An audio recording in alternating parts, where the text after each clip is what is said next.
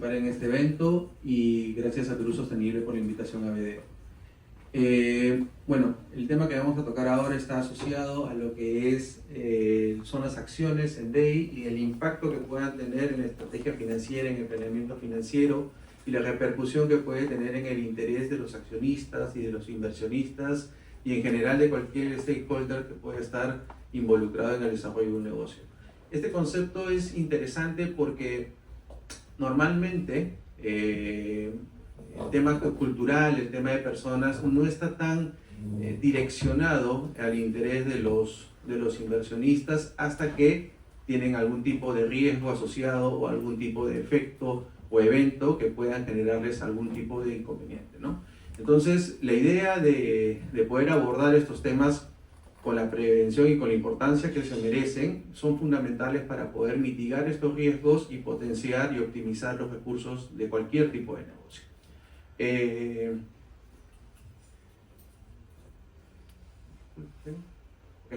Entonces, desde nuestra perspectiva, la importancia que se tiene que dar a todos los pilares que forman parte y que son indispensables para el desarrollo de un negocio, deben ser integrados dentro de una misma línea de evaluación, con el mismo interés y con los recursos adecuados para poder generar una estrategia que impulse el crecimiento del negocio y lo convierta en sostenible, ¿no? Ya desde hace muchos años estamos incorporando esta palabra dentro de las mesas de trabajo, del nivel ejecutivo y de los directorios, ¿no? El concepto de sostenibilidad a mediano, a largo plazo y asociado también a los criterios ESG, que de alguna manera te sirven para poder medir y llevar a cabo y poder tener una cuantificación de todos los esfuerzos que se puedan realizar, ¿no? Entonces, en realidad, todo el tema asociado a acciones en diversidad, equidad e inclusión son palancas estratégicas para fortalecer la toma de decisiones, mejorar la rentabilidad de los negocios y mejorar el desempeño financiero de las empresas en el largo plazo, ¿no? Esta parte es importante porque de alguna manera tenemos que revelar que cualquier tipo de inversión que se realice en cualquier unidad de negocio, en cualquier nivel de una organización, tiene un fin: reducir costos, incrementar ingresos, mejorar rentabilidad, y eso es importante porque nos va a poder clarificar el camino que tenemos que seguir para poder ser óptimos en poder asignar nuestros recursos. Bueno, esta parte es importante porque debemos empezar a ver estos conceptos de una manera estratégica y salir del concepto de que es una actividad simbólica o una actividad asociada simplemente a un cumplimiento normativo. Normalmente, y vamos a verlo más adelante cuando Sofía explique la parte del nivel de madurez, las organizaciones tienden a ir desde una faceta meramente de cumplimiento a una faceta estratégica y de disrupción en el mercado, ¿no? Entonces es importante revelar que efectivamente el interés del accionista y de los inversionistas tiene que estar asociado a algún tipo de métrica que les dé un beneficio en el largo plazo, ¿no? Finalmente, lo que viene a ser el medio ambiente laboral tiene varios elementos que participan para que sea el mejor en una organización, ¿no? Buenas políticas, buenas prácticas y una cultura que integre a las personas y no solamente que las tengan en cuenta, sino que las hagan participar y que formen parte de la empresa, ¿no? Pero finalmente esto tiene que responder a las expectativas de un inversionista, y las expectativas de los inversionistas están asociadas a los retornos, el retorno que puede tener su inversión, están asociadas a la gestión sostenible, o sea que el negocio se desarrolla a largo plazo, está asociado a un gobierno corporativo sólido y también está asociado a un concepto importante que es la salida. Ya sabemos que los inversionistas tienen distintos tipos de expectativas, ¿no?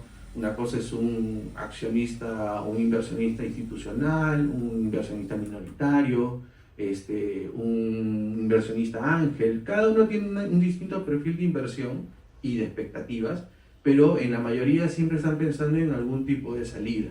Y tener controlado este pilar es importante porque te clarifica cuál es la relevancia de la organización.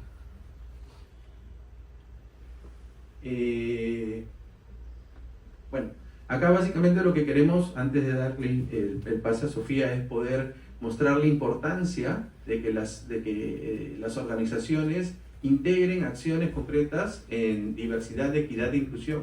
¿Por qué? Porque esto les permite generar ventajas competitivas y que estas pueden ser medibles. O sea, y hay evidencia en donde se identifica que estas acciones llevadas a cabo adecuadamente y con la importancia que corresponde van a aumentar la rentabilidad, van a mejorar la innovación, van a retener talento, van a incrementar los ingresos por clientes y nos van a permitir mejor acceso al financiamiento. Entonces ya tenemos métricas que nos permiten afirmar que invertir en DEI es una acción adecuada para las empresas porque las van a hacer más robustas, ¿no? En general, vemos que empresas que tengan inversiones y que hayan incluido dentro de su visión y de su misión y de su plan estratégico estas acciones, van a tener más probabilidad de superar a sus pares en rentabilidad operativa. Por ejemplo, es una métrica que McKinsey realizó hace unos años. Por ejemplo, por el lado de la innovación, equipos diversos generan 19% más ingresos por innovación. Esa es una métrica de Boston Consulting Group, ¿no? Y después tenemos una serie de conceptos que no han sido medidos con tanta rigidez, pero se identifican, ¿no? El talento se retiene en las organizaciones, los ingresos por cliente también, porque hay una mejor visión del mercado, ¿no? Y el mercado finalmente se ve traducido en los productos y en el cliente final. Entonces este es un concepto inicial y la introducción que nosotros como BDO le damos a todos estos conceptos asociados a la sostenibilidad, a los criterios ESG y de alguna manera la repercusión que tienen en la parte financiera. Para darnos una idea, yo soy especialista en la parte de valorización de empresas, fusiones y adquisiciones. Sofía es especialista en toda la parte de gestión de personas, gestión del cambio, gestión organizacional y de alguna manera las carreras, el expertise se van combinando en el tiempo para poder sacar lo mejor de lo que puede haber en un negocio, ¿no? Entonces, esa es la parte introductoria, después Sofía para que... Buenos días a todos, soy Sofía, Gastón, no quiero usurpar la identidad de otra persona. Bueno, cuando empezamos a configurar de alguna manera esta charla, efectivamente lo que decía Pablo era parte de la discusión. Nosotros que estamos de pronto más orientados a la gestión de personas, la parte organizacional, cuesta mucho ver este tipo de estrategias únicamente desde el lado financiero, es decir, tiende más a jalarnos y ver cómo realmente aprovechamos el talento y las capacidades de las personas con objetivos de pronto un poco más trascendentes y no solamente verlos en términos numéricos.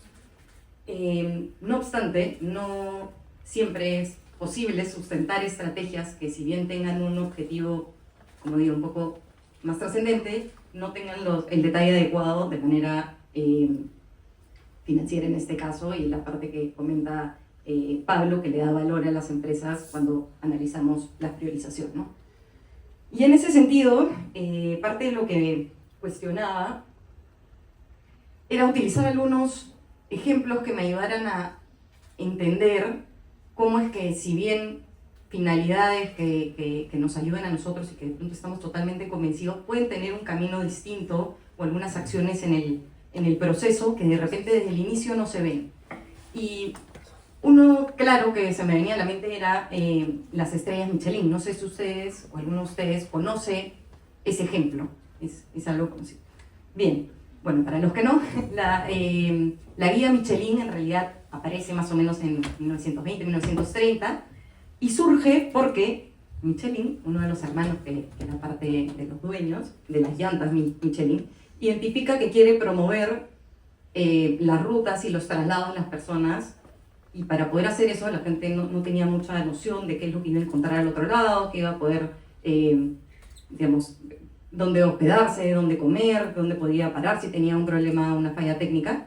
Y aparece esta famosa guía Michelin. Entonces, el objetivo directo era darle a los usuarios facilidades, información a la mano para que ellos puedan empezar a hacer trayectos cada vez más largos. Al inicio era lo más corto posible porque tenía cierto temor, y eso se iba desarrollando en el tiempo y cada vez eran trayectos más largos, sabía dónde me podía quedar, la gente empezó a generar ciertos ratings, entonces ya sabía si era bueno, si era malo, me lo recomendaban, no me recomendaban. Ya todos sabemos que esto ha evolucionado y se ha vuelto un negocio distinto. El que va a un restaurante con estrella Michelin evidentemente habla de la calidad, pero como digo, inició como una estrategia de fomentar el uso de llantas. Ahí es donde empezó este concepto de las estrategias tangenciales. En marketing se conoce justamente como marketing tangencial, donde yo diseño, desarrollo algunas estrategias que tienen una finalidad de pronto un poco más allá o distinta a lo que vengo ejecutando en el día a día, ¿no? El objetivo a largo plazo es mayor a lo que vengo componiendo con estrategias a corto plazo. En este caso, el uso de la guía. Y así es que empecé a ver algunos otros ejemplos. Uno que de repente está bastante más vinculado a lo que estamos hablando el día de hoy, equidad, es un caso de Starbucks. En el caso de Starbucks, más o menos hace 8, 9 años, implementaron con mucha fuerza las estrategias que están relacionadas a todo lo que es DEI.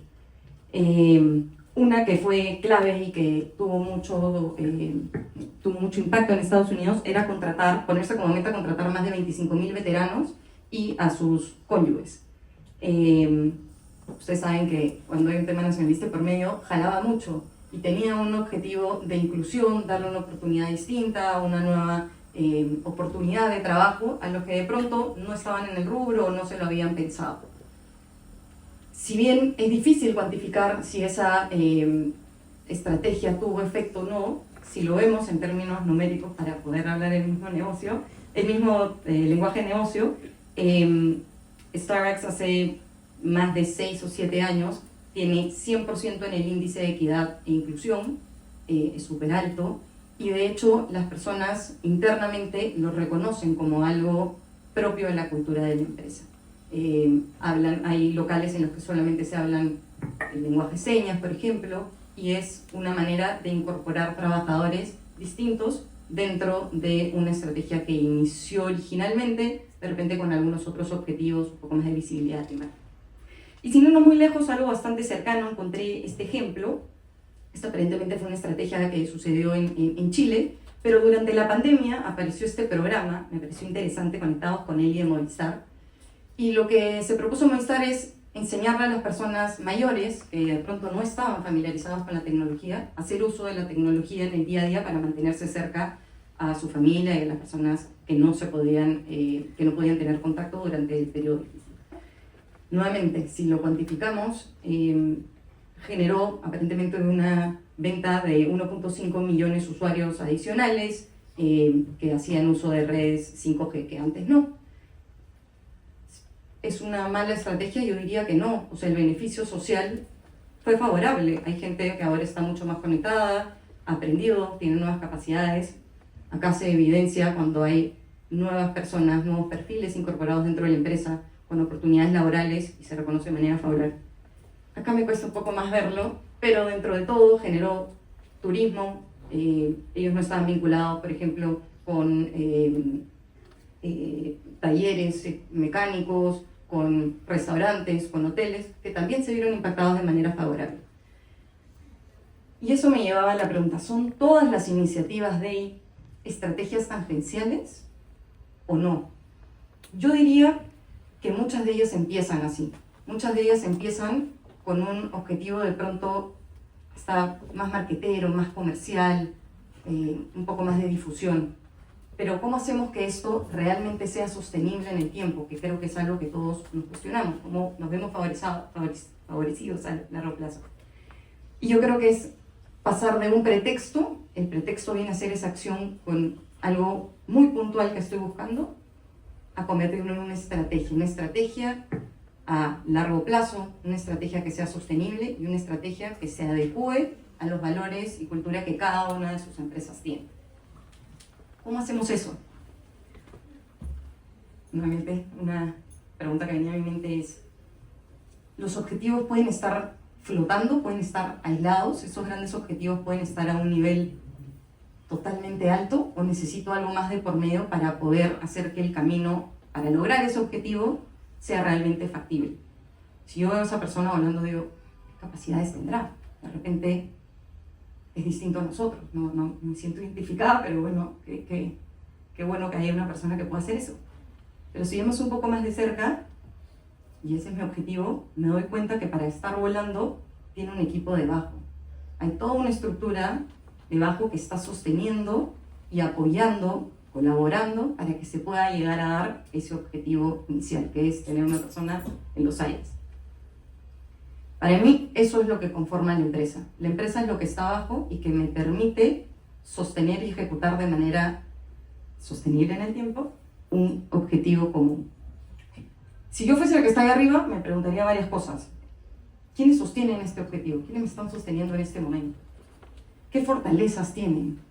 ¿Qué los mantiene trabajando juntos? Porque en realidad, si este de acá justo le picó un mosquito y decide quitar la mano, definitivamente no voy a poder mantenerme ahí arriba.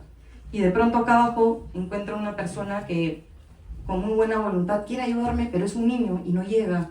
O alguien que recientemente ha tenido un accidente en el hombro y no le permite sostenerme en ese nivel en el que tenemos que estar todos orientados a un mismo objetivo. Con todo esto, nosotros nos cuestionamos cómo hacemos para evaluar nuestro nivel de madurez en términos de diversidad, equidad e inclusión, y hacemos que esto sea sostenible en el tiempo, que no se vea como un hipo y una estrategia aislada, que incluso en algún momento puede pegarnos de manera desfavorable, sino que sea algo que esté inserto en nuestra cultura y que realmente lo vivamos y pongamos en práctica en el día a día. Desde BDO proponemos una metodología que tiene 3 etapas. La primera es entender quiénes somos, cómo estamos conformados. Teniendo esto claro, recién podemos pasar al dónde estamos. Siempre es bueno tener la línea base, la línea de partida. Sobre eso es que yo puedo realmente definir a dónde quiero apuntar. Y esa es la tercera. ¿Cuál es mi objetivo? Voy a hablar de una estrategia a alto nivel, una estrategia con objetivos únicamente marqueteros o no. Ojo que acá no se trata de tapar el sol con un dedo. Si de repente ese es mi objetivo y queremos tener una mayor visibilidad, está bien, pero creo que hay que ser sensatos en ese proceso, porque no es fácil sostener algo que no tenga, como digo, el equipo debajo. O sea, va a estar volando, probablemente funcione una vez, pero se va a caer. Cuando hablamos de quiénes somos, el ADN de la empresa. Una vez, un socio de BDO donde nosotros estamos me preguntó, si viniese un extraterrestre al mundo y te preguntase ¿cómo es el ser humano típico? ¿Cómo lo describirías? Me costó mucho porque en realidad somos totalmente diversos. No es fácil agrupar y enmarcar al humano en 1 o 2 características nada más. De hecho, conforme vas entrando en el detalle, vas viendo algunas particularidades adicionales que hay que tener en cuenta. Todo eso se enmarca en una cultura organizacional. Cuando hablamos de la cultura organizacional, ¿quiénes somos? ¿Cómo nos identificamos? ¿Qué capacidades tenemos? ¿En qué nivel estamos? ¿Somos una cultura orientada a un objetivo en particular? ¿Tenemos un aspecto social que nos une? ¿Tenemos alguna característica en común? ¿Cómo estamos ahorita en cultura organizacional? Las características demográficas, que es la descripción que me pedía. Yo creo que conforme vas haciendo el doble clic, el zoom in, vas identificando características propias que te ayudan a no hablar de generalidades, sino a hablar de aspectos específicos. Tenemos una población ahorita que se está insertando en el mercado laboral, los centennials. Los centennials buscan lo mismo que los baby boomers. Los centennials trabajan de la misma manera, tienen las mismas intenciones, las mismas capacidades, la misma retención. Yo diría que no en todos los casos. Entonces, sí hay particularidades que nos permite identificar características propias y diseñar estrategias específicas. Competencias internas, ¿cuáles son las capacidades? Hablábamos de el hombro, el niño. Son capacidades distintas, no significa que no sumen, pero cada uno tiene que tener un lugar específico. Motivos y motivaciones. ¿Qué hace que una persona se mantenga? ¿Qué hace que una persona hable, viva y respire, en este caso de él? ¿Es realmente porque lo sienten, porque lo saben, porque se sienten identificados, porque creen en la empresa? ¿O simplemente porque alguien se los está exigiendo y es como que me pongo una mascarita, digo lo que tengo que decir y luego sigo? Y la estructura de soporte no es menor. Justamente dónde está ese triángulo, dónde está esa pirámide, quiénes son los líderes que me ayudan a trasladar este mensaje, a decantarlo, quiénes son los líderes que realmente creen en las estrategias que estamos ejecutando y quiénes lo están haciendo porque lo tienen que hacer, en quiénes me puedo apoyar. Todos estos 5 componentes, cuando hablamos de evaluar y conocernos, creo que son clave. Desde nuestro punto de vista hay que entrar en el detalle en cada uno y cuando tienes claro realmente cómo eres, recién puedes empezar a plantear hacia dónde quieres llegar. El segundo aspecto, ¿quiénes somos en el primero? El segundo, la situación actual. Acá hay un proceso un poquito más técnico, específicamente hablando del DEI, pero básicamente hablamos de una evaluación en 5 niveles. Los niveles que nos permiten identificar el nivel de madurez, redundantemente el nivel de madurez en el que se encuentra nuestra empresa, donde nivel 1, desconocido, nadie sabe qué es DEI, compatible, estamos haciéndolo porque tenemos que hacerlo, estratégico, ya lo queremos incorporar porque hay algunas finalidades que tenemos de por medio, integrado, ya mi empresa responde a ese formato, o disruptivo, donde ya no estoy pensando únicamente en el objetivo, estoy pensando un paso más allá. De repente no hago DEI simplemente porque quiero parecer bien en la foto, porque tengo buenos números que lo apoyan, sino porque me interesa que la empresa de al lado lo vea como un ejemplo favorable, como un ejemplo a tomar en cuenta, porque me interesa que haya ser un referente en el mercado, no lo sé, hay motivos complementarios, digamos, pero es importante saber dónde nos encontramos. ¿Cómo hacemos eso? A través de una evaluación de madurez, que son 5 pilares y se descomponen en 20 subcomponentes, ¿no? Se abren en 20 componentes. Para verlo de manera más técnica, acá luego podemos asesorarnos en este proceso, pero realmente estos son los 5 niveles donde yo tengo que medirme y los 5 grandes pilares: valores y liderazgo organizacional, atracción y reclutamiento de talento diverso, creación de un entorno laboral inclusivo y retención del talento, alcance empresarial de diversidad, equidad e inclusión, e inversión y medidas. Cada uno de estos 5 componentes tiene 4 aristas por evaluar. Vamos a hacer un ejemplo práctico para ver cómo funciona esto. Digamos que yo tomo el primero, valores de liderazgo organizacional. En esta evaluación, yo tengo que calificarme en cada uno de estos puntos. Le voy a decir que cada uno lo haga internamente, digamos. Pónganse un puntaje del 1 al 5 en cada uno de estos. Propósito y prioridades estratégicas. Tengo definidas y claras estos propósitos y mis prioridades como empresa orientados al DEI. Tengo compromiso de los líderes de la empresa, en la primera, segunda línea, están alineados a lo que estamos comentando. Los roles y las responsabilidades en ese sentido están claros. Quién define, quién ejecuta, quién valida. Y la participación de las partes interesadas es continua, es realmente parte de la creencia en la empresa o es tangencial. Si yo evaluase cada uno de estos, vamos a hacer un ejemplo, como digo, representativo. Digamos que salgo con un punto, es decir, tengo un nivel de madurez todavía bajo. De pronto tengo compromisos, pero los demás no los tengo debidamente formalizados, definidos, comunicados, concientizados también dentro del equipo, ¿no? Acá yo tengo la foto de cómo estoy ahorita. En cada uno de estos tendría que hacer lo propio, ¿no? Tendría un puntaje del 1 al 5. Recién cuando tengo claro esto, es que puedo pensar a dónde quiero estar. Porque si no tengo claro dónde estoy, nunca voy a identificar la brecha. Y acá vamos a hacer lo mismo. Vamos a marcar del 1 al 5 en el que ustedes creen que deberían estar o les gustaría estar. Ese es un ideal. Yo he marcado 4, digamos, para no ir más al 5. Integrada. La DEI forma parte de todo lo que hacemos. Ya lo tenemos insertado en el negocio, lo tenemos a nivel de procedimientos, políticas, procesos. Está evidentemente medido, las personas están involucradas y saben que no lo hacemos por un aspecto netamente normativo de cumplimiento, sino porque sí lo creemos. Si fuese eso, yo tendría que evaluar, y acá tendría 1, que es mi situación actual, en este aspecto, en valores y liderazgo organizacional. 1, y yo quiero llegar a 4. Acá está claro que yo tengo una brecha de 3. Esos 3 puntos, que son concretos, me tienen que a mí ayudar a armar un plan de desarrollo específico. Acciones orientadas a poder cerrar esa brecha si esto es realmente lo que yo quiero hacer. Y acá es donde lo volvemos lo más objetivo posible y tiene que ser algo que sea medible. Acá realmente cuando hablamos del plan orientado a un aumento en el nivel de madurez, un desarrollo del nivel de madurez de la empresa del DNI.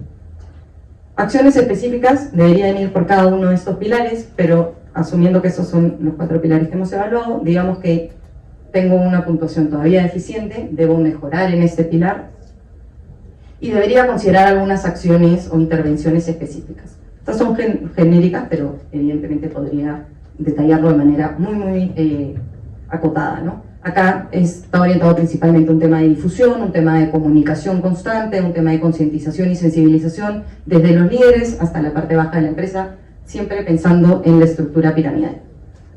En ese sentido, en este proceso regular, es que hemos visto cómo pasamos nosotros de identificar nuestras capacidades, medirnos en cómo estamos ahorita, cuál es la foto del momento, y luego pensar a dónde queremos llegar.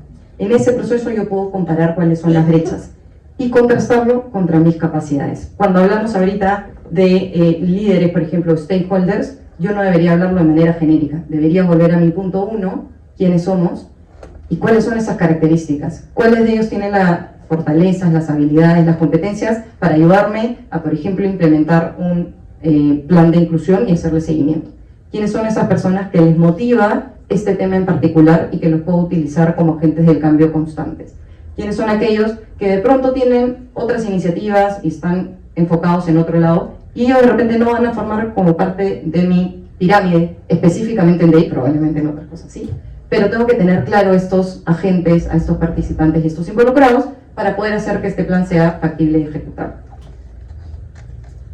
Así que bueno, acá los invito a que ustedes piensen en el punto 2 y en el punto 3 de manera interna, hagan una evaluación simbólica de cada uno de estos puntos y de alguna manera determinen si es que ese plan de acción está en un objetivo muy soñador y no hay una estructura debajo, o si es algo factible en el tiempo y pasamos de un pretexto normativo de cumplimiento a una estrategia que se alinee a la cultura propia que cada una de las empresas quiere lograr.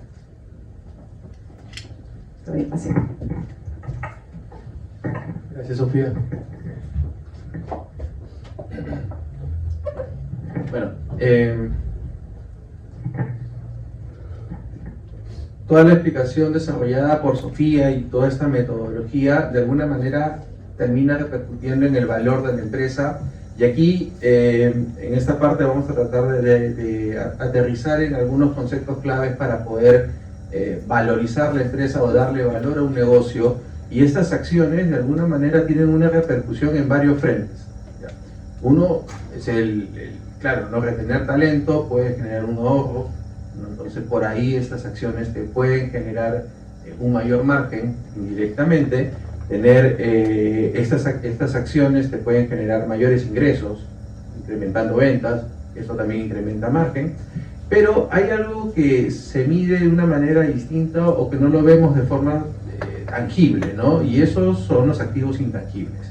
Una adecuada gestión, organización, acciones y un involucramiento serio de los stakeholders en este tipo de iniciativas y de responsabilidades le generan un alto valor reputacional a una empresa. Y eso se ve reflejado en las marcas, en los activos intangibles que tienen una empresa y que no están registrados en un balance. Una empresa que invierte en su gente es una empresa que va a ser confiable en el mercado. Y eso es fundamental para cualquier toma de decisión, para cualquier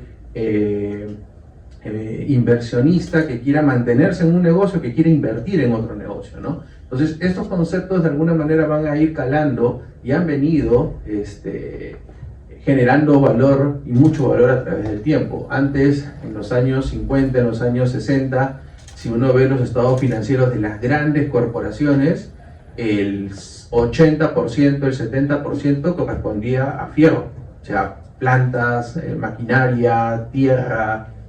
Ahora no, ahora el 80%, el 70% son activos intangibles, marcas, patentes, y eso ha vuelto a reconfigurar todo el apetito de los inversionistas, ¿no? Entonces, es fundamental incorporar todos estos conceptos y otros también en el plan estratégico y en la estrategia financiera de un negocio, ¿no? Pero señalamos que la integración de estos conceptos en el plan estratégico y en la estrategia financiera impacta directamente en el desempeño económico de las organizaciones en el mediano y en el largo plazo, y ahí es donde entra nuevamente todo este concepto de sostenibilidad, ¿no? ¿Cuál es el impacto que puede tener en el planeamiento estratégico? Incorporar estas acciones va a generar una ventaja competitiva sostenible, debería estar integrado con la visión y la misión corporativa, y tiene un impacto en la cultura organizacional, ¿no? O sea, y eso sí lo sabemos, cuando todo está bien, cuando tú tienes un medio ambiente que todos se sienten cómodos, los resultados van a salir mejor. Y eso creo que se da no solamente en las organizaciones, sino también en una familia, en un grupo de amigos, en la universidad, etcétera, ¿no? ¿Qué impacto financiero? Lo que veníamos conversando, ¿no? O sea, mejores ingresos, más rentabilidad, menos costos, eso se ve reflejado en una rentabilidad y eficiencia operativa, reducción de costos y aumento de ingresos por cliente, ¿no? Esa parte también es importante porque tener una mejor visión del mercado, entendimiento del mercado, te va a dar apertura a nuevos productos o una mejor política de pricing, ¿no? Y finalmente, el tema de la estrategia financiera, ¿no? Porque estas acciones mejoran el perfil ESG, ¿no? Y eso te genera un mejor acceso al financiamiento. Ahora, los fondos de inversión que buscan mejores inversiones más limpias, inversiones más responsables, están muy atentos a que se puedan incorporar todos estos conceptos dentro de los planeamientos estratégicos y en la estrategia financiera a largo plazo, ¿no? Valoración empresarial a largo plazo, lo que comentábamos hace unos instantes, el tema de darle valor a tus activos intangibles, darle valor a tu cultura, darle valor a tu gente. Cuando uno compra una empresa, lo que normalmente pasa es que un accionista compra las acciones, compra el patrimonio neto del negocio, es decir, los activos menos los pasivos, y dentro de una combinación de negocios, que es un tema normativo, que señalan las normas internacionales de información financiera, se tiene que realizar una valorización de todos los activos de la empresa, todos los activos fijos, todos los activos intangibles, y eso genera un valor adicional a lo que ha recibido el comprador, ¿no? Entonces, el equipo que acompaña a la empresa también se valoriza. O sea, también entra en estas técnicas de valorización de activos, se valorizan a las personas para el negocio, ¿no? Simplemente no se registran porque uno no puede controlar el activo, y cuando uno no puede controlar un activo no puede registrarlo por más que pueda determinar su valor, y en el caso de las personas no las puede controlar. Las tienes ahí como fuerza de trabajo, pero por lo menos sabes el valor, y eso es importante para poder tomar la decisión de vender o comprar una empresa. Y bueno, y esto atrae también inversionistas responsables, ¿no? Respecto a la estrategia de valor, lo que conversábamos, ¿no? Todo el tema de incorporar estas acciones permiten que una empresa se diferencie dentro de su mercado, ¿no? Que sea disruptivo, justo lo que mencionó Sofía, que es el último nivel, ¿no? Cuando una empresa ya llega a ser referente en el mercado, en su sector, porque no todos los negocios van a tener el mismo cuadrante que veíamos como punto óptimo. Cada sector, cada industria tiene distintas percepciones y requerimientos y recursos que se vayan a necesitar para estar en el punto óptimo, ¿no? Entonces, estos temas te ayudan a construir marcas más valoradas para los consumidores y justamente responden mejor ante cambios regulatorios o temas sociales, ¿no? Cuando tú tienes un equipo fuerte y tienes identificados las acciones, los riesgos, cualquier cambio que se pueda dar lo vas a solucionar de una mejor manera, ¿no?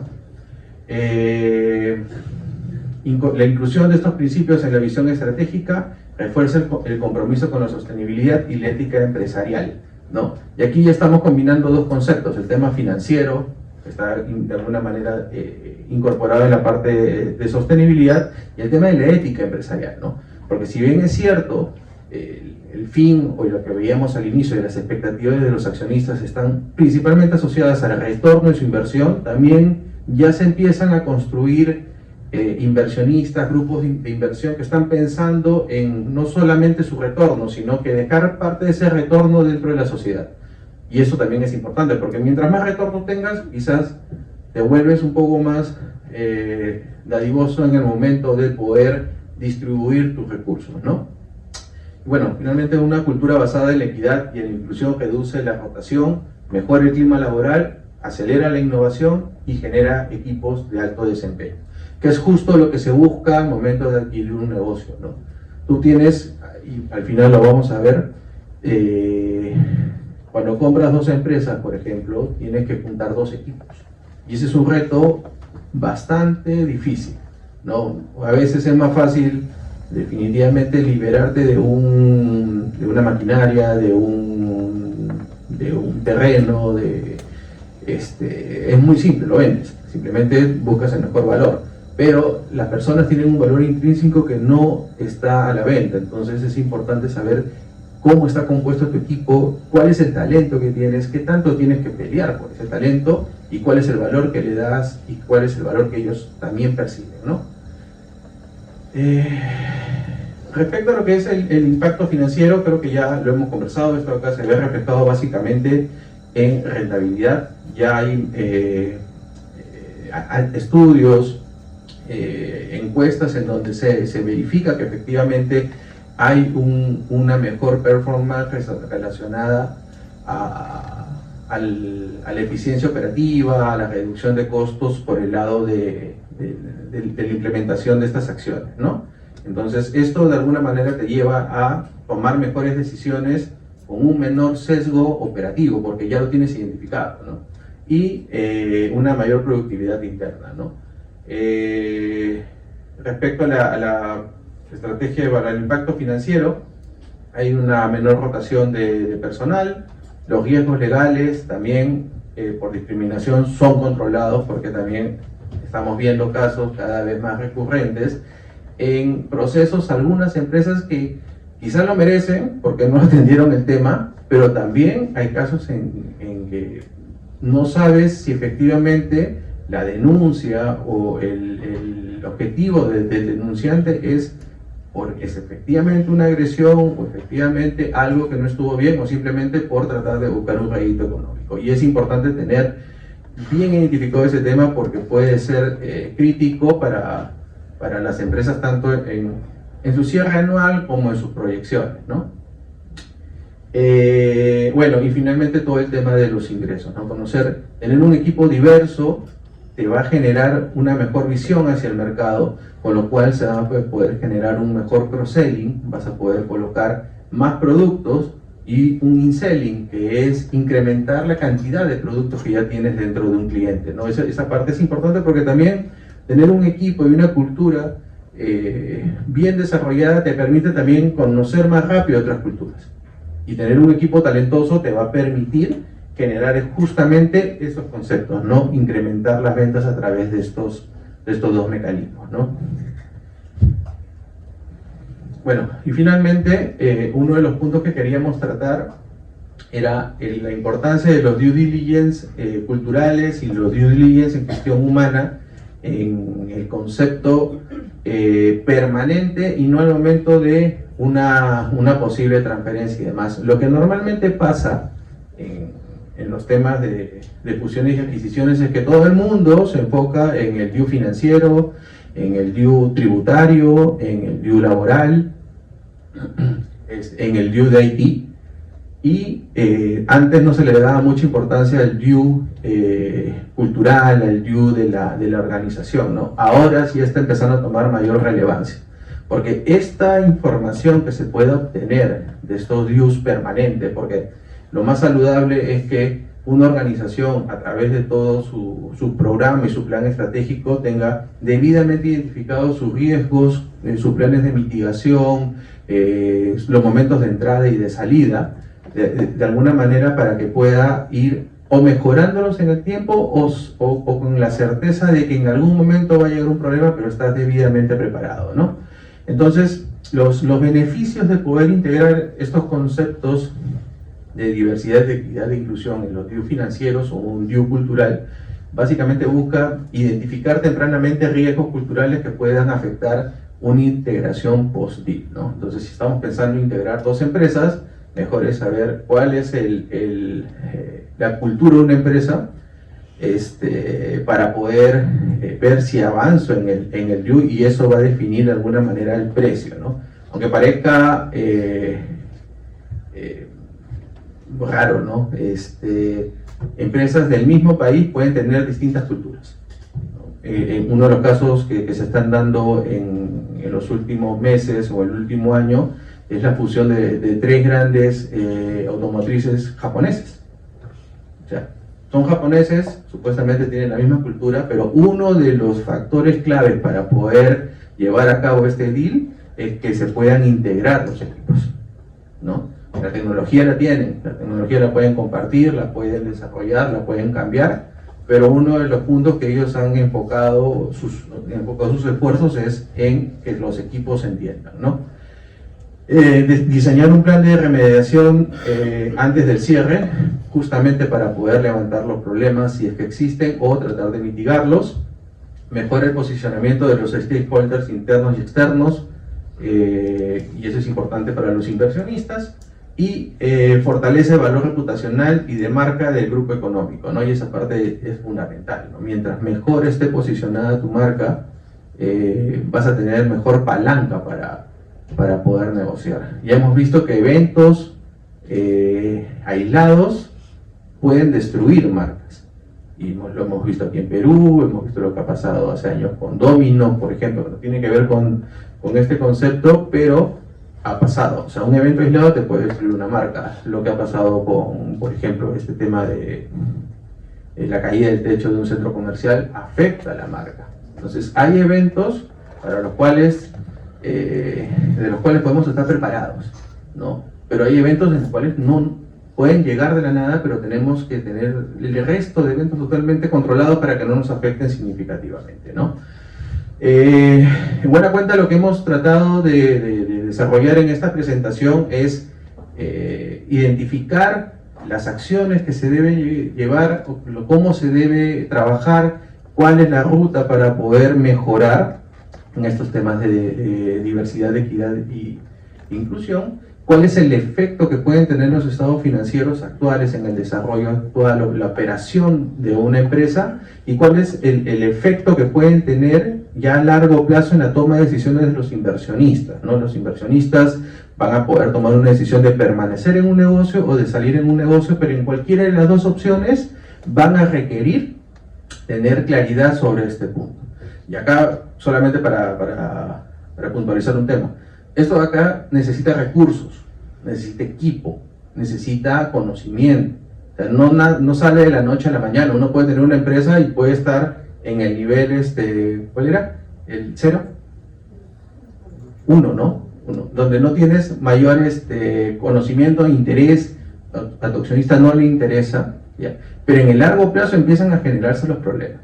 Entonces, mejor es identificar estos puntos, tenerlos en la agenda permanentemente y discutirlos e invertir efectivamente lo que corresponda para que en el largo plazo ver un retorno.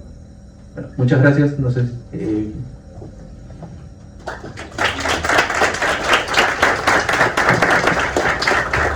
Muchas gracias, Sofía, Pablo, por tan importante y valiosa información. Queda claro entonces que incluir, integrar la diversidad, la equidad y la inclusión no solo es el camino correcto, sino que además, desde el punto de vista del negocio, también es un camino inteligente y estratégico. Aporta en la innovación, en la retención del talento y, como lo mencionó Pablo también, nos abre oportunidades de financiamientos responsables.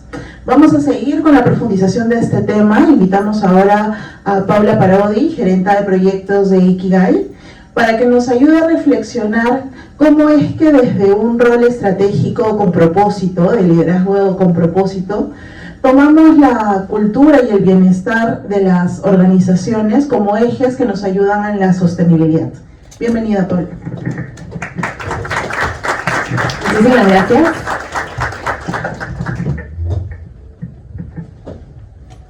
Buenísimo. Bueno, el día de hoy también me acompaña Gastón Madueño, él es líder de proyectos en Ikigai, y hoy vamos a contarles un poco, justamente como mencionaban en el panel anterior, lo importante que es generar una estrategia ¿no? Para poder hacerlo viable, para poder hacerlo sostenible en el tiempo. Y no solamente, y uno de los retos que nos encontramos es que muchas veces este reto está desde las áreas de recursos humanos o desde sostenibilidad. Pero ¿cómo lo hacemos desde el core del negocio? ¿Cómo también las personas desde otras áreas lo pueden vivir? Entonces, bueno, para eso vamos a dar inicio con una pequeña dinámica que estará a cargo de Gastón. Listo, gracias Paula. Yo soy Gastón, ¿cómo están? Buenos días.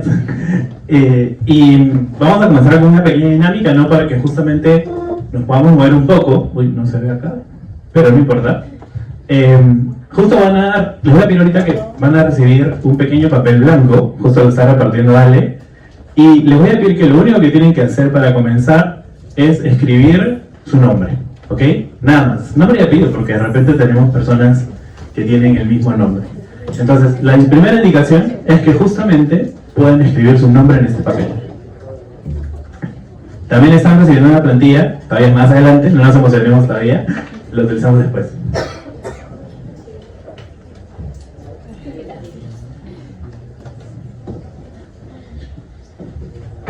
Bien, así que si ya vas recibiendo tu papel, vas escribiendo tu nombre.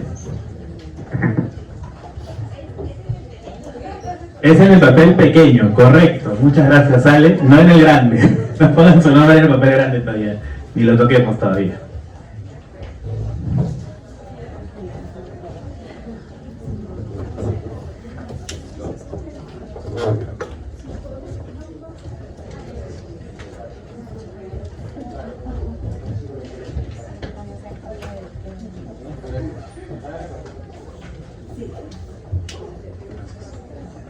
Sí, así que están repartiendo los papelitos, por favor van escribiendo su nombre.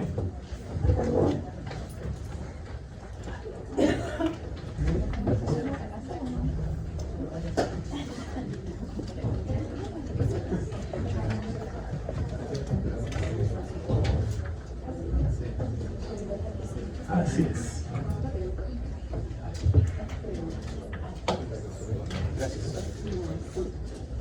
Bien, también están repartiendo lapiceros para los que todavía no tienen. Escriben su nombre y guardan su papelito un ratito.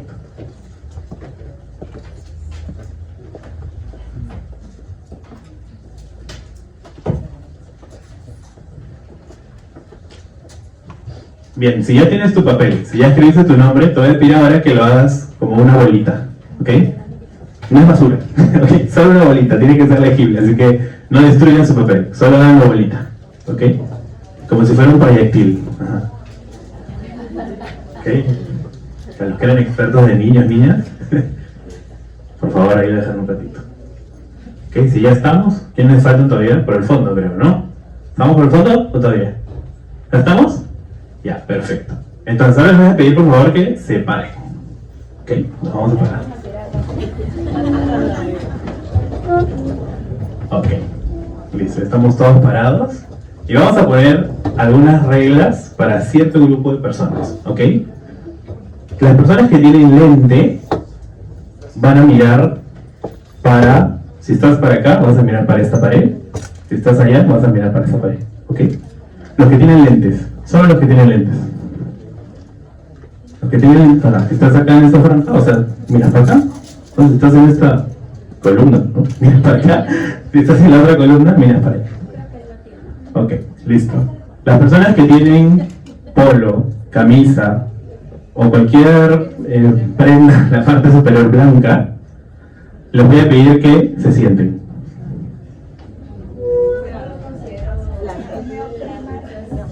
Okay.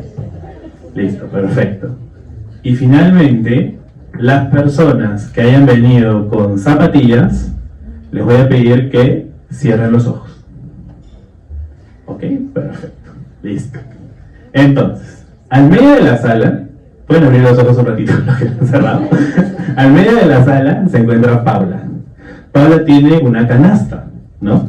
Entonces, siguiendo las restricciones que hemos puesto para las personas y el resto de personas que no tienen ninguna restricción, lo que vamos a hacer es intentar poner nuestro papelito, o sea, lanzarlo a la canasta, ¿ok? Súper fácil, ¿no? Entonces, vamos a hacer el intento. Sé que algunos de repente están privilegiados ahí vamos a tocar ese tema, pero hay otros que de repente no tanto. Vamos a ver cómo les va, ¿ok? Ya saben, las personas que tenían que mirar para las paredes, ¿están mirando las paredes?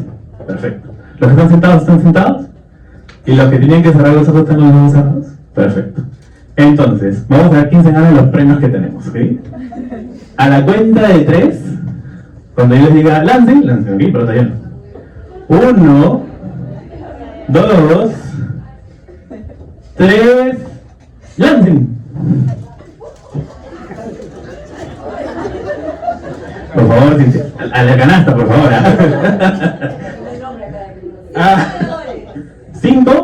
Cinco ganadores, por favor. ¿Quiénes son los ganadores? Si nos puedes comentar.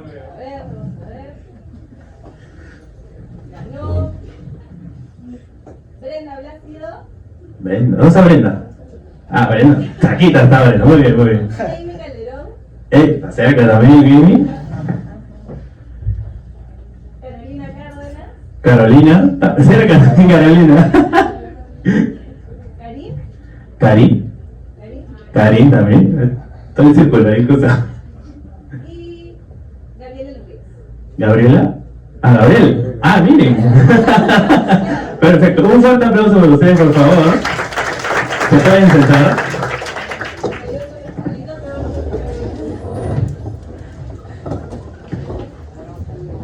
¿Y qué tal? ¿Qué les pareció la dinámica? Divertidísima, me han dicho por ahí. Perfecto. ¿Algo más que hayan sentido por ahí? Era injusto. ¿Por qué era injusto? No todos tenían las mismas oportunidades. ¿Qué oportunidades no tenían todos? La distancia es una, ¿no? Que la distancia yo no la puse, ¿no? Ustedes se sentaron donde quisieron, muy bien. Pero ¿qué cosas les quité a algunos? La visión, ¿qué más? La movilidad, ¿no? A otros les dije, ya, mira la pared, ¿no? Aunque igual, pero uno, una excelente puntería de la parte de atrás, ¿no? Pero si nos damos cuenta, ¿no? Cuando comenzamos a hablar de temas de inclusión, a veces cuando, me encantó el día de la presentación, por ejemplo, de la estrategia, pero lo podemos complementar un poco más cuando a veces realmente la tenemos que sentir, ¿no? Muchas veces nosotros estamos con bastantes oportunidades que el resto de personas no tienen, ¿no? Hoy día en esta actividad, por ejemplo, lo hemos visto de que, como ha dicho, ¿cuál es su nombre? Paloma, no es injusto, no hemos sentido como la injusticia. Y lo dijo con una convicción fuerte, ¿no? Injusto, ¿no? Y a veces eso es lo que a veces nos pasa, no solamente a nosotros, sino a miles de peruanos, cuando muchas veces no se sienten incluidos, ¿no?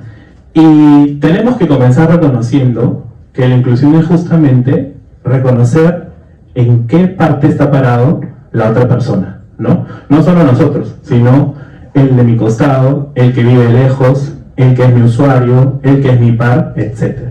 Porque ese es al final el corazón justamente de la inclusión, ¿no? Si no sabemos reconocer ello, pues podemos hablar de mil cosas, pero no vamos a lograr justamente centrarnos en el objetivo. Entonces, dicho eso, me gustaría también comentarles un poquito sobre qué entendemos por inclusión social, ¿no? Tenemos acá una pequeña definición que partimos de un entendimiento común, que es que la inclusión social es un principio fundamental que busca garantizar que todas las personas, sin distinción, puedan desarrollarse plenamente en todos los ámbitos de la sociedad, ¿no? Como puede ser familia, educación, comunidad y trabajo. Pero inclusive, bajo lo que hemos comentado hace un ratito, de que todas las personas tenemos una forma diferente de ver las cosas o desde un punto diferente, podemos preguntarnos también de que tenemos la definición acá, pero de repente la estamos viendo inclusive desde diferentes lugares, ¿no? Inclusive en esta sala, ¿no? Que todos somos personas relacionadas a las ODS, al tema de desarrollo sostenible, pero si inclusive esto lo presentamos con personas que no están en nuestro ecosistema, si lo queremos llamar, va a haber una diferencia aún más grande, ¿no? Como pueden ver en esta imagen, ¿no? Es una cuestión de perspectivas. Una persona de repente que está en la islita va a decir barco, y el que está en el barco va a decir tierra, ¿no? Entonces hay una diferencia de perspectivas que es interesante reconocerla y, como les he dicho inicialmente, ver que existe, ¿no? Y reconocer que cada persona parte de un punto diferente. Ahora, si ya reconocemos justamente que una persona se encuentra en un punto diferente al nuestro y que nosotros también nos encontramos en un punto que no es igual, hay que comenzar a ver qué es lo que está pasando en nuestro contexto internacional. Inicialmente, justo el equipo de Casantes que yo ha hecho muchas cosas interesantes, ¿no? Que yo justamente decía, ya, ¿para qué vamos a presentar esto? Pero puede complementar un poco lo que viene, ¿no?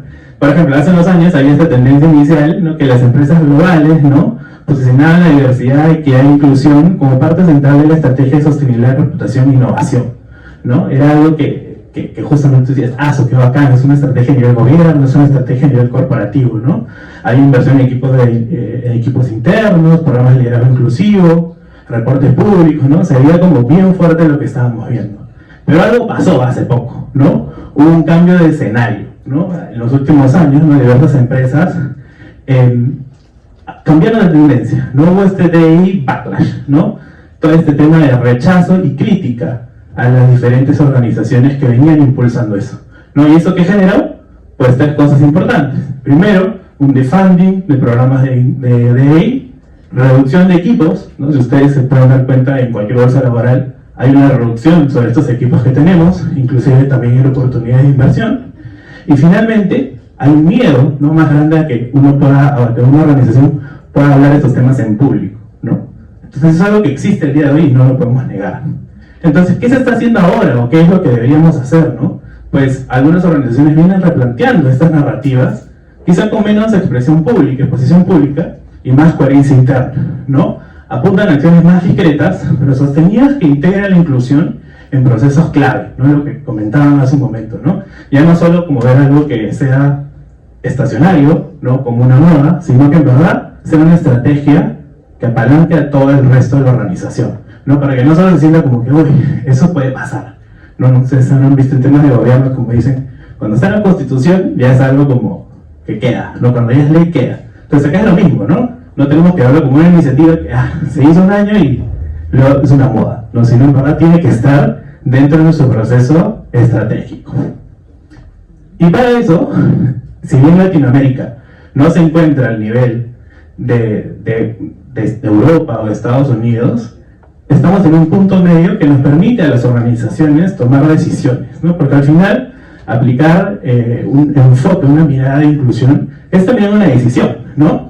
Y como les comentaba, estamos construyendo un propio camino de la inclusión. Sin embargo, el recorrido enfrenta diversas brechas sociales que requieren atención urgente para avanzar hacia una inclusión verdaderamente sostenible, ¿no? Lo más interesante es que, si bien acá tenemos 4 cuadrantes, 4 temas importantes, en verdad hay muchos más, ¿no? En el Perú está lleno de brechas y Latinoamérica aún más. Pero me gustaría comentarles 4 que son muy interesantes, ¿no? Por ejemplo, tenemos el de migración y acceso desigual a oportunidades, ¿no? Más de 7 millones de personas venezolanas han migrado en la región, ¿no? Perú acoge a 1.5 millones, ¿no? Según la ACNUR. Solo el 20% accede a empleo formal. Luego tenemos desigualdad en capital y desarrollo humano, ¿no? Solo 3 de cada 10 jóvenes latinoamericanos en zonas rurales acceden a educación superior. Y en el Perú, por ejemplo, el 70% de la fuerza laboral es informal, limitando el acceso a financiamiento, capacitación y protección social. El tema étnico-racial persistente, ¿no? Los pueblos indígenas y afroperuanos se enfrentan brechas en salud, educación y representación, ¿no? Y aunque el 45% de nuestra población peruana, por ejemplo, es indígena o afrodescendiente, su participación en roles de liderazgo es significativamente baja. Un poquito. Y en género, por ejemplo, las mujeres tienen menor participación laboral y acceso limitado a cargos de liderazgo. Ahora, ustedes miran, hay muchas más brechas. Por supuesto que hay muchas más brechas. Pero ustedes como organizaciones pueden escoger uno o varios y comenzar a trabajar en base a ellos. O también proponer. Entonces, como sé que hay muchos retos, como sé que algunos ya están trabajando en algunos de ellos, hemos creado un Menti, ¿no? Seguimos acá interactuando entre nosotros. Para que ustedes nos puedan contar cómo están viviendo la inclusión hoy en nuestras organizaciones, en sus organizaciones, ¿no?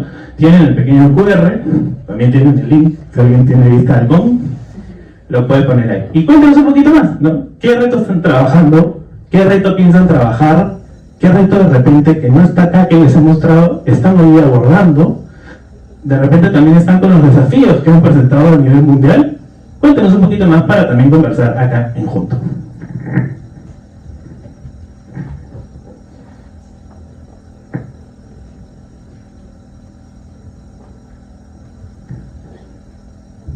Bueno, mientras van comentando el Menti, De repente alguien es mejor a micro abierto. Entonces también, no sé si alguien quiere compartirlo con el micrófono. Damos esa apertura.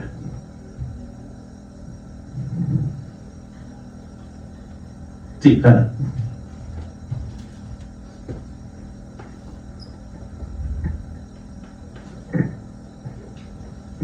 Gracias, Gastón. Bueno, mi nombre es Alejandra Arenas, soy de parte de Caja Arequipa Sostenibilidad. Nosotros venimos trabajando programas de inclusión financiera, personas con discapacidad y también apertura agencias inclusivas con la intención de atender a personas con discapacidad auditiva y visual. Y también esto nos ha hecho también desarrollar protocolos, también la organización de operaciones para que también la atención sea cercana, que sea de confianza. También nos tratamos de que este personal de seguridad también lo sepa para que también el trato sea cercano. Y también las plataformas digitales también sean aperturadas para esto, ¿no? Y también temas. Si bien esta parte, ustedes mencionaban estos 4 puntos, también los puntos del idioma. Nosotros tenemos bastantes clientes que hablan quechua, así que también tenemos embajadores de quechua que hablan, que atienden directamente con ellos, y así la comunicación es mucho más fluida. Y también tienen ese espacio de confianza para saber que estamos hablando en el mismo idioma. Bueno, también algo importante son los temas de género, ¿no? Venimos trabajando productos inclusivos directamente para ellas, para que tengan esta independencia económica, y programas de educación financiera que puedan también guiarlas en ese paseo académico e inclusivo financiero. ¿Y cuál es el principal aprendizaje que te ha llevado a esto? Hacer parte, porque siempre hablamos de hacer la inclusión, o sea, la inclusión es hacer parte, ¿no? Y cuando haces parte es una persona que no pertenece a un lugar o no se siente parte de ese lugar. Y me di cuenta que de hecho todos no somos parte de un lugar en un inicio.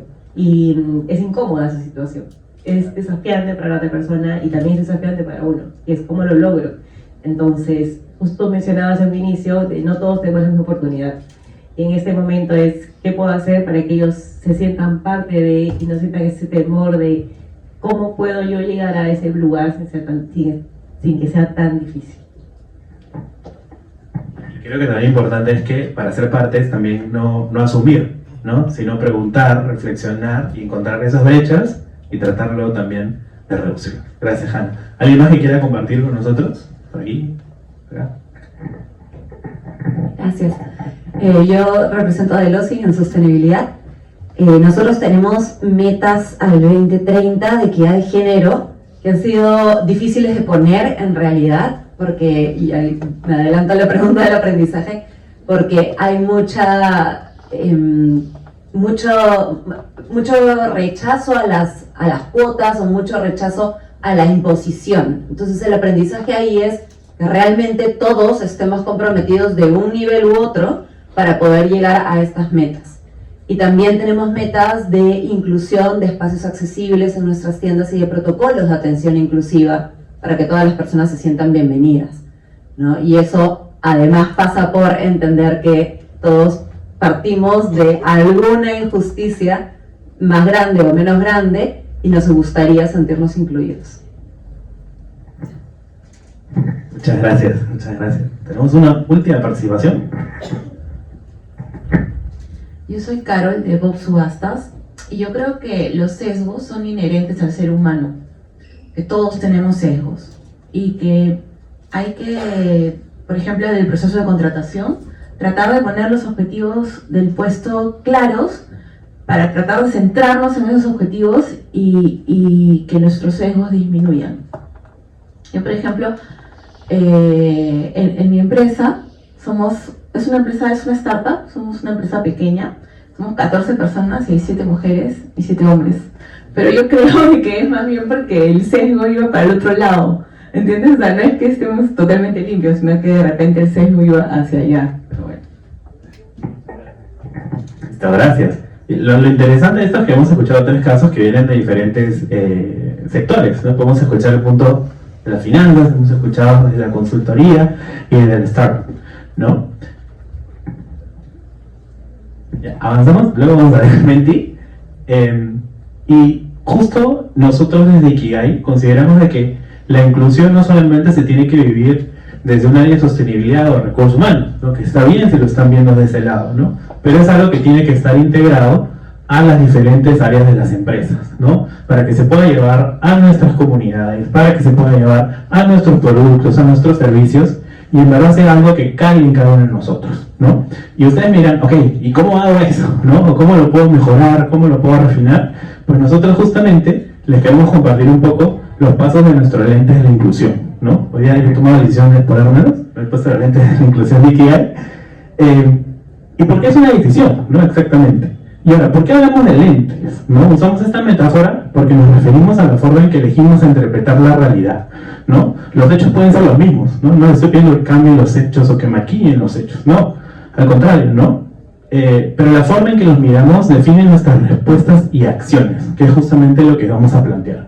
¿Por qué adoptar estos lentes? ¿No? Nos invitan a ir más allá de la acción y revisar cómo los llevamos a cabo, ¿no? Con qué enfoque, con qué mentalidad, que es el punto inicial para poder proponer cosas, y de qué lugar humano y profesional estamos interactuando con otros, ¿no? Si estamos hablando de mirada transversal, es con nuestros pares, con nuestros clientes, con nuestros usuarios a la vez.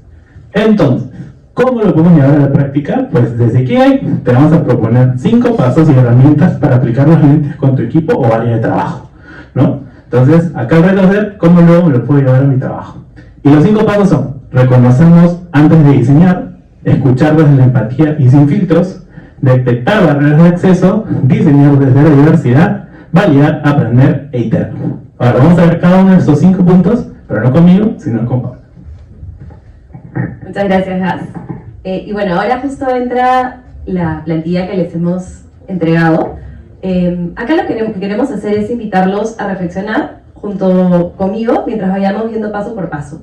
Muchas de las herramientas que les vamos a presentar, de repente ya las conocen, pero el día a día y la gestión de proyectos a veces nos ganan y nos olvidamos de implementarlas. Entonces, en una de las columnas tienen la pregunta de ¿qué ya estoy haciendo en mi organización y sí tengo bien presente? ¿No? ¿Y qué ideas nuevas me surgen o qué herramientas me interesa probar? Entonces, hacer una pequeña reflexión de qué estoy haciendo hoy, qué sí tengo presente en mi día a día y qué cosas de repente quiero regresar, ¿no? Y empezar a probar en mi organización. Entonces, pensemos en un equipo que puede enfrentar cualquier tipo de iniciativa, ¿no? Desde de repente recursos humanos, de repente desde sostenibilidad o incluso equipos de negocio que estén diseñando servicios y productos. Entonces, el primer paso, reconocernos antes de diseñar. ¿Quién conforma el equipo y qué perspectivas representa? En este primer paso, el objetivo es que antes de comenzar, el equipo debe identificar desde qué realidades y posiciones diseña. Esto ayuda a no proyectar sesgos propios sobre las soluciones. Y justamente, ¿no? Comenzábamos con esta dinámica donde hacíamos la reflexión de dónde estoy parada yo, qué información, qué sesgos tengo yo que va a involucrar y que se van a ver permeados sí o sí en esta iniciativa que estoy desarrollando. ¿Cómo realizarlo? Dialogar sobre quiénes conforman el equipo y qué perspectivas representan. Hacernos la pregunta, ¿no? ¿Qué voz no está presente en esta mesa que debería estar presente? ¿Y cómo puedo acercarme a ella, si es que me falta escucharla? Cuestionar los supuestos que damos por normales, ¿no? A mí me encanta el meme que justo presentó Gastón, donde evidentemente la Tierra era la solución y desde el otro lado evidentemente el barco era la solución y no era para ninguno. Entonces hasta lo más evidente debemos cuestionarlo. Establecer principios de diseño inclusivo desde el inicio como diversidad, flexibilidad y poco complejos y otros, ¿no? Entonces también conversar con el equipo cuáles son esas reglas de juego que se están poniendo para el diseño de la iniciativa. Algunas preguntas guías que pueden tener son ¿qué experiencias están influyendo en nuestras decisiones? ¿A quién se parece el equipo que diseña y a quién no? Y algunas herramientas claves que les traemos son autodiagnóstico de sesgos, revisar sesgos inconscientes, que también justo lo comentaban, establecer do's and don'ts para el equipo, juntos reflexionar sobre qué queremos hacer y qué no queremos hacer, y la última que se me tapó. Dinámicas de reflexión colectiva, gracias. Que es básicamente conversar. Estas conversaciones son difíciles y dar el espacio en el equipo para tener estas conversaciones es un reto, sobre todo cuando tenemos metas, presiones, desde diferentes aspectos. Sentarte a conversar sobre estos temas puede ser difícil. Entonces, darle espacio a esas reflexiones colectivas es importante y por supuesto se los recomendamos para poder tener este primer paso alineado. Acá les traigo algunas herramientas específicas, fuentes que pueden consultar también luego. La primera es un test de autodiagnóstico, es un test personal de asociación libre. Acá lo que van a encontrar es un banco de diferentes tests que pueden hacer, es Project Implicit, es de Harvard Implicit Association, y son asociaciones libres que ustedes van a hacer frente a diferentes temas, ¿no? LGTB, discapacidad, etc. Y cómo uno está sesgado frente a estos diferentes públicos o diferentes temas. Es bien interesante, es un proceso personal, o sea, no le diría a mis equipos a ver cómo te fue, ¿no? Pero sí sirve mucho para una autorreflexión. Y luego, lo que sí les sugeriría conversar en equipo es revisar estos sesgos inconscientes, conocerlos si es que aún no los conocen, o recordarlos si es que los tienen presentes, ¿no? Nosotros conversamos constantemente en el equipo también sobre esos sesgos que están presentes. Algo que hace tiempo también quiero hacer es tarjetas, de tenerlos, ¿no? Y conozco un equipo que los tiene como llavero y tiene algunos sesgos que han elegido ellos y que tienen que tener presente en el diseño y en su día a día. Entonces acá les traigo dos que a mí me parece que son los que están más presentes, sobre todo para los equipos que diseñan soluciones. El efecto del falso consenso, considerar las propias acciones por comunes y aceptadas generalmente, asumir que los demás piensan como nosotros. Y muchas veces cuando en el equipo estamos emocionados y apasionados por el proyecto, nos reforzamos nuestras propias creencias. Entonces asumimos que está increíble y nos olvidamos de salir a probar y a escuchar otros puntos de vista, ¿no? Entonces nos reforzamos y este efecto de falso consenso se genera porque a veces incluso, ok, salgo de mi área a otra área, pero sigo en la empresa. Y todos en la empresa estamos alineados porque esto funciona, pero no necesariamente, ¿no?, a otra. Entonces, es un sesgo que siempre hay que tener presente. Y la otra es la falacia del costo hundido, ¿no? ¿Quién no ha pasado por esto? Ya invertí mi tiempo, mis recursos, mi dinero, ya dije que iba a hacer esto y me doy cuenta que es lo que hay que cambiar, pero cuesta mucho. Entonces, no lo cambio y me quedo ahí abrazando el cactus, ¿no? Entonces, son dos sesgos que hay que tener presentes y hay que cuestionar y como equipo podemos seguir trabajando. Hay muchísimos sesgos, acá también les dejo dos fuentes si quieren seguir consultándolos, investigándolos. Esta fuente a mí me encanta, que es de Cecilia Cores, una psicóloga que presenta 50 sesgos cognitivos a tener en cuenta por diferentes categorías, y también la Cognitive Bias Codex, que es una lista de 180 y más bias que pueden también explorar y conocer, y entre ellos elegir cuáles están más presentes en sus equipos y cuáles quieren cuidar al momento de diseñar iniciativas. Ahora pasamos al paso número 2, que es escuchar desde la empatía y sin filtros. ¿Quién está quedando fuera? ¿Cómo conectamos con sus necesidades? El objetivo acá es involucrar a personas de diferentes contextos para comprender sus necesidades reales y no asumir por ellas. ¿Cómo podemos hacerlo? Identificar públicos que enfrentan estas barreras, ¿no? Para mi iniciativa, ¿con qué público es importante que yo conecte? ¿Cómo voy a conectar con ellos? ¿No? Hablábamos de primero entender quién no está en la mesa, entonces ahora, ¿cómo me acerco a este público? También se puede co-crear, ¿no? Podemos ir a escuchar, a levantar información a través de encuestas, tener conversaciones, hablar con organizaciones sociales, pero también podemos invitar y sentar en la mesa a una persona que nos importe tener su voz presente y hacerlo a nivel de co-creación. Realizar mesas de trabajo, escucha, entrevista, focus o grupos, ¿no? Entonces también acá les dejamos algunas preguntas guía. ¿Qué perspectivas nos falta escuchar? ¿Estamos escuchando de verdad o confirmando nuestras creencias y nuestras ideas? ¿Cómo interactúan o podrían interactuar con nuestras soluciones? Y las herramientas claves son poder realmente escuchar las historias que están detrás. Los datos, sin contexto, a veces se quedan vacíos. Y yo soy fan número 1 de la data. Me fascina la data, siempre comienzo con un argumento con data, pero hay que ponerle cara a esas historias. Hay que empatizar con esas historias. Hay que hablar de Rosa, de María, de Juan, no solamente del número general, porque es ahí donde conectas desde otro lugar. Entonces, poder escuchar abiertamente y encontrar esas historias que van a marcar mi camino en el diseño y gestión de mi iniciativa. Y trabajar con aliados. organizaciones sociales, personas que ya están involucradas en este segmento y que me van a traer información, historias que me van a inspirar en poder cuidar este proceso de inclusión en el que me estoy embarcando. Paso número 3, detectar barreras de acceso. Y ahora sí nos vamos con todo con la data. ¿Qué obstáculos físicos, digitales, económicos o culturales están limitando este acceso equitativo? Entonces acá el objetivo ya es identificar muy bien estas barreras, completar con data secundaria, analizar accesibilidad de productos y servicios, revisar el lenguaje, precios, procesos y plataformas, y acá ya poder entender desde mi iniciativa qué prácticas, procesos o supuestos podrían estar limitando nuestro alcance o impacto, qué segmentos o perfiles podrían estar teniendo una experiencia desigual con nuestra empresa, qué tipo de barreras están enfrentando.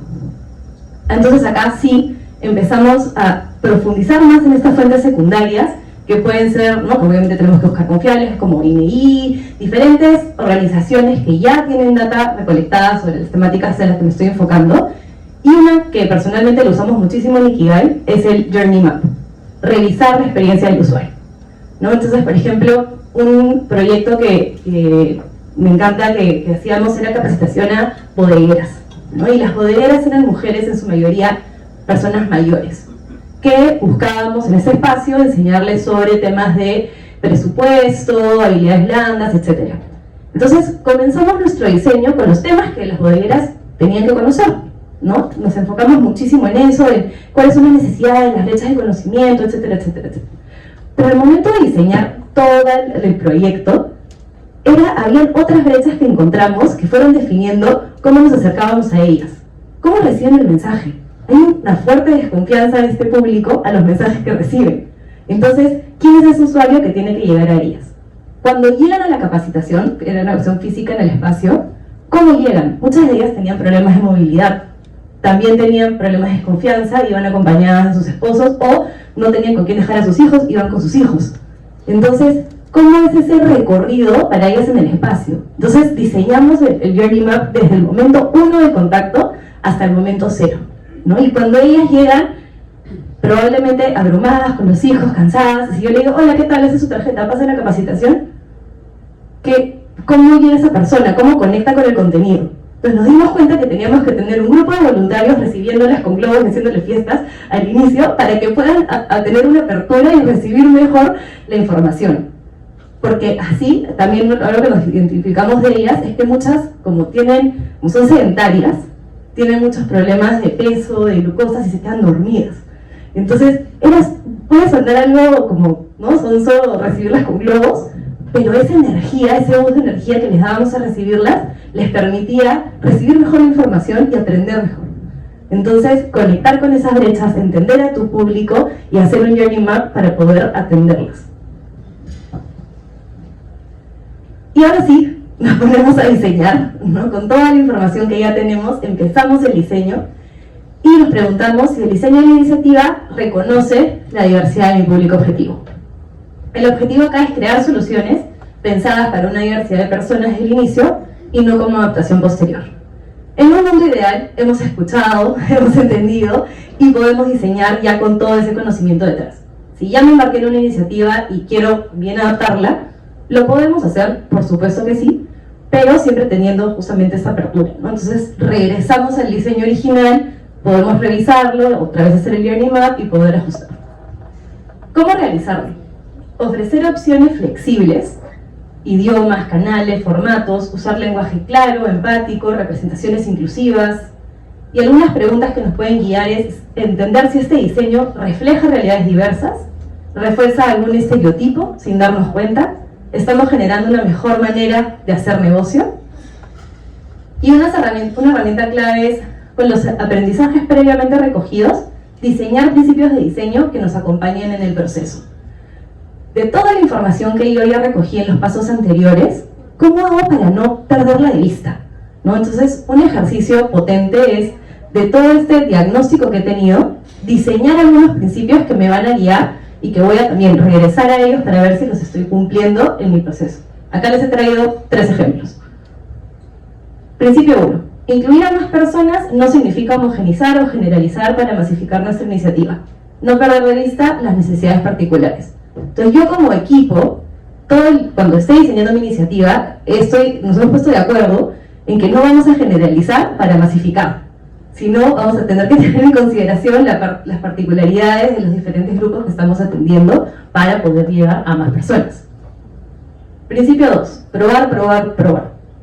Adecuar nuestras iniciativas para responder a otras iniciativas poniendo a las personas en el centro, ¿no? Entonces siempre estar probando, así sea. Y acá también muchas veces lo que encontramos es que es difícil probar, hacer un piloto chiquito, hacer la sesión de co-creación. Entonces probamos hasta donde podamos, pero probemos.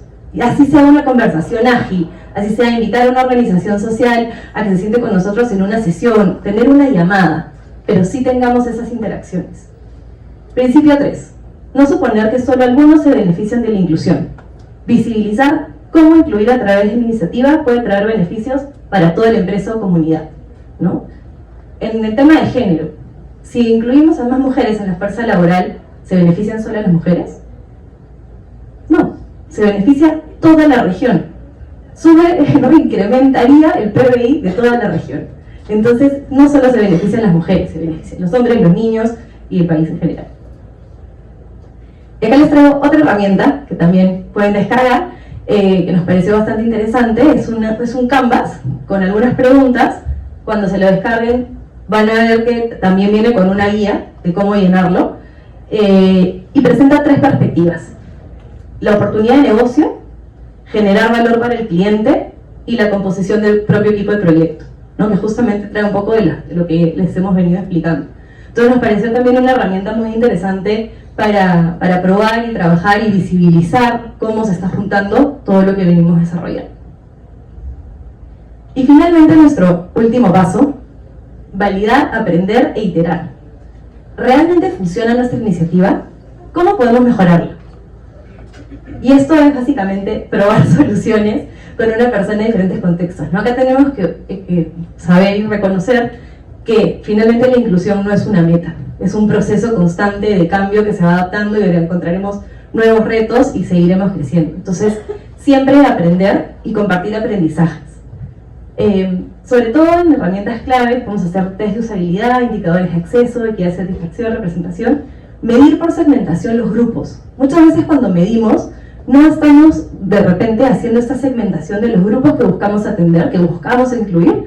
Nos ha pasado justamente una iniciativa que viene avanzando y a la hora en la medición no estaba la pregunta de género, o no estaba la pregunta de orientación sexual, o no estaba la pregunta de discapacidad. Entonces, cuando medíamos los resultados, no podíamos hacer esa diferenciación y poder ver cómo respondían los diferentes grupos a la iniciativa. Y finalmente, compartir no solamente los aprendizajes y los casos de éxito, sino también los errores. Y eso es algo que es difícil hacer dentro de una empresa a veces, pero es algo muy útil, ¿no? Mostrar dónde me equivoqué, qué evitar, cómo lo corregí, también es clave para que otros equipos puedan inspirarse y seguir avanzando. Y acá... Uy. Bueno. Había una carátula. Donde lo que queremos mostrarles es un caso práctico de cómo se ejecutó. Justamente Credit Corp nos busca con este reto de cómo hacer que desde el negocio se pueda vivir el tema de la inclusión, ¿no? Entonces con ellos desarrollamos un toolkit para que puedan aplicarlo en el día a día y ponerse estos lentes de sostenibilidad. Y un poco lo que contenía el toolkit es ¿por qué un toolkit? Acá justamente desde las personas que diseñaron la herramienta, con las que diseñamos la herramienta, proponían desde el propósito de Credit Corp cómo se conectaba esto, que justamente era el punto 1 que mencionaban en el panel anterior. El punto de partida, mirar hacia adentro, que es conectar como equipo. ¿Cómo podemos aplicarlo en esos productos y servicios? Acá presentábamos diferentes herramientas y también casos de éxito que habían tenido dentro de diferentes empresas. Herramientas para conocer más a nuestros públicos y entendiendo nuestros grupos de interés. En este caso se enfocaron en estas 5 poblaciones y para cada una de ellas lo que se desarrolló fue qué barreras identificamos para que sean incluidos plenamente en el sistema financiero, cuáles son estas cifras, estadísticas claves que lo evidencian, qué historias conocemos, y acá poníamos una historia de una persona en concreto, y cómo podemos contribuir a reducir estas barreras desde nuestros productos y servicios, ¿no? Entonces, para cada uno de estos grupos se hizo este análisis. Y finalmente se cerraba con el compromiso que había como entidad financiera, un glosario para validar que todos entendemos lo mismo, recuerden que eso siempre es clave, y finalmente anexos y referencias. Entonces, luego de esto, justamente Pacífico recibe este toolkit y lo aplica, y hoy está aquí Camila, que nos va a contar un poco de cómo vivió esta experiencia.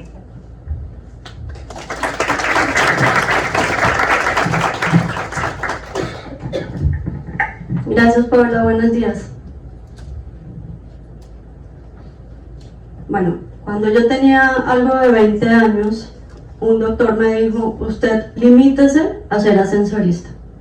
Yo en realidad me dedicaba al diseño y a la supervisión de montajes de stands, de escenografías, eventos, ¿no? Pero había sobrevivido al cáncer. Entonces tenía, y de hecho tengo hasta ahora, varias limitaciones físicas. Tal vez no muy evidentes, no determinantes, pero al parecer suficientes para que una persona quisiera decidir por mí. A mí esa frase me marcó, no porque pudiera determinar mi futuro definitivamente, sino porque me hizo sentir excluida, me hizo sentir silenciada, me hizo sentir invisibilizada. Y hoy, muchos años después, me doy cuenta de que eso no era un caso aislado, o sea, no es un ejemplo aislado, y no es aislado porque hay más de 1 billón de personas en el mundo con discapacidad, y si hablamos del Perú, más del 10% de su población.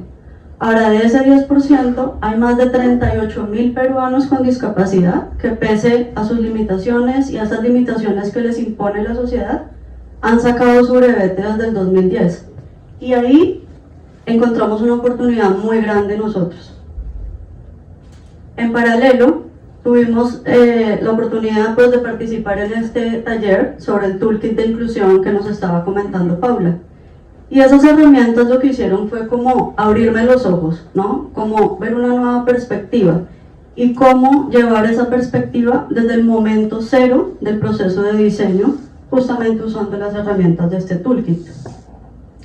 Entonces, ahí la inclusión no sonó para mí ya como un encargo. En realidad, para mí fue un gran descubrimiento desde esa conexión que pude hacer entre necesidades muy complejas de las personas, como las que yo experimento, con las que me identifico a veces, y nuevas maneras de abordarlas, haciendo uso pues, de estas herramientas, ¿no? Del toolkit de inclusión.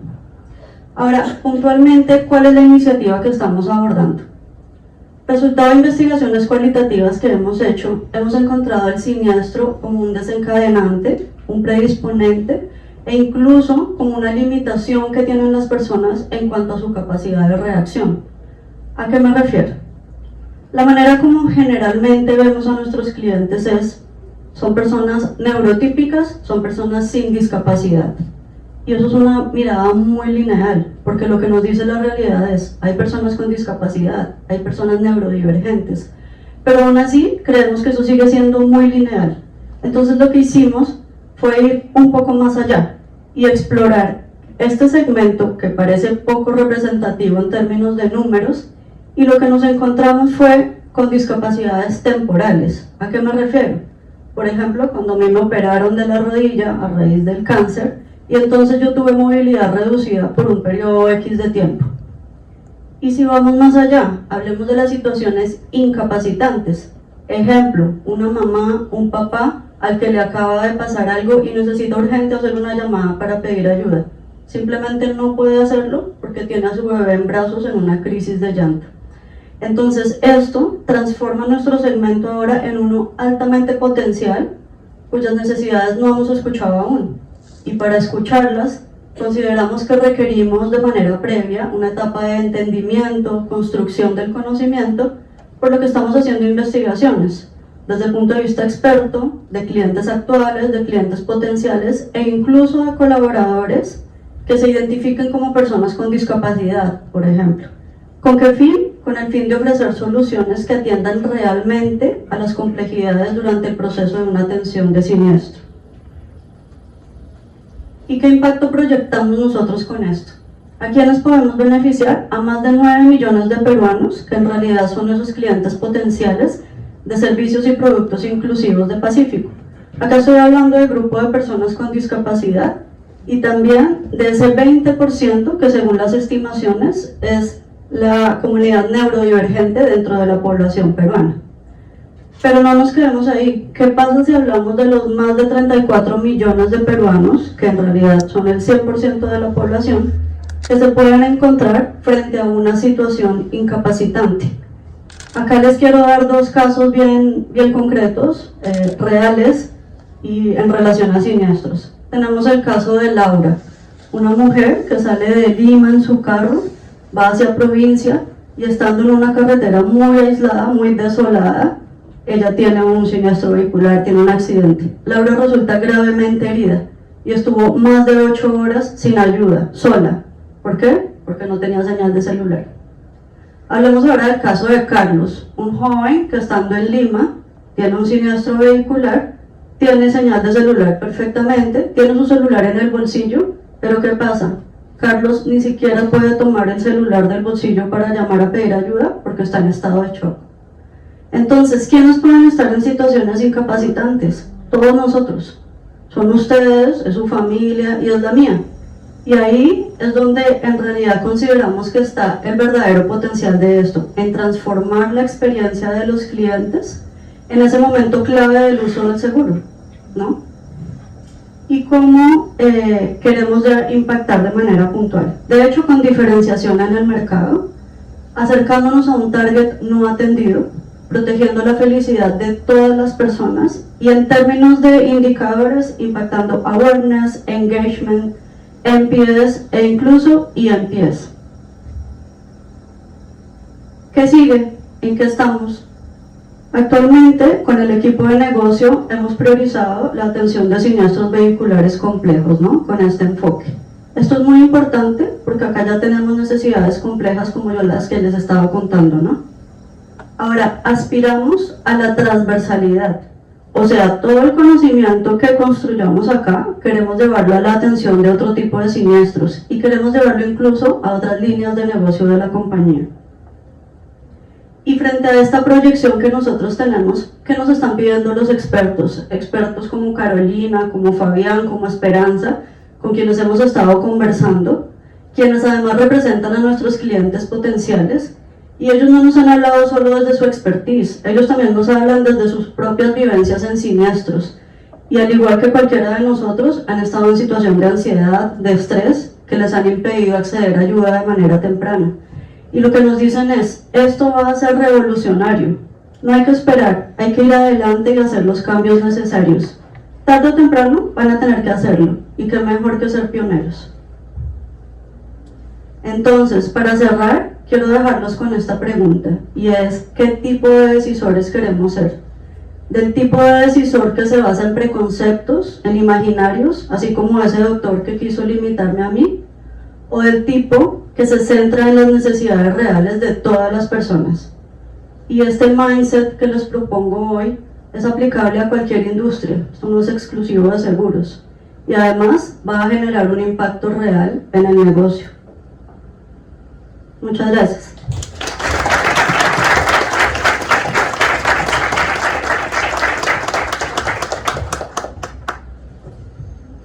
Muchísimas gracias, Camila, por compartir con nosotros esa historia. De verdad que es buenísima y justamente ejemplifica cómo poner en acción. Me encanta también cerrar el cómo empezar, ¿no? No esperar a tener todas las respuestas, sino arriesgarse, hacer la pregunta, ir de a poquitos construyendo y con eso poder llegar ya a algo más concreto.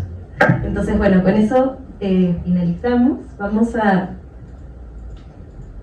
Aquí está, perfecto.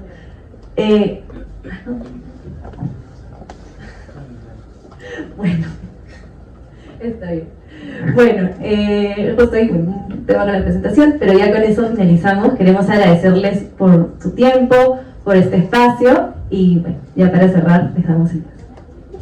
Muchas gracias. Gracias Paula, Gastón, Camila por esta presentación tan clara y tan cercana también. Este espacio nos reafirma que la inclusión no solo es una aspiración ética, es una decisión estratégica. Y creo que como organizaciones nos toca incluirlo en nuestra gestión. En el caso de la Universidad Continental, por ejemplo, pensamos que la inclusión es el punto de partida para lograr una educación transformadora. Y a partir de ahí, abrir espacios para escuchar otras voces, todas las voces, para abrazar la diversidad y para formar líderes que tengan el desarrollo sostenible como un compromiso en toda su gestión y en toda su profesión. Muchas gracias nuevamente a BDO Perú, a Ikagai, y los invito ahora a escuchar a Mapi Medina, jefa de Desarrollo Empresarial de Perú Sostenible, para cerrar la jornada. Muchas gracias. Gracias a todos por acompañarnos. No les voy a quitar mucho más tiempo para acabar puntuales. Gracias a Continental por hostear el espacio, por recibirnos en su casa. Muchísimas gracias a los aliados, a BDO, a ITI y a todos ustedes por darse un tiempo por estar aquí. Súper breves siguientes pasos. Si nos pueden ayudar con una encuesta para seguir mejorando, súper chiquita, súper agradecidos nosotros. Van a recibir, no se preocupen, las presentaciones que han visto hoy día, la grabación de la sesión, si es que por ahí quieren compartirla también con equipo, y las fotos que han visto que me están foteando para que puedan compartir en sus redes. Así que muchísimas gracias por acompañarnos y nos vemos en el próximo taller hacia fines de año.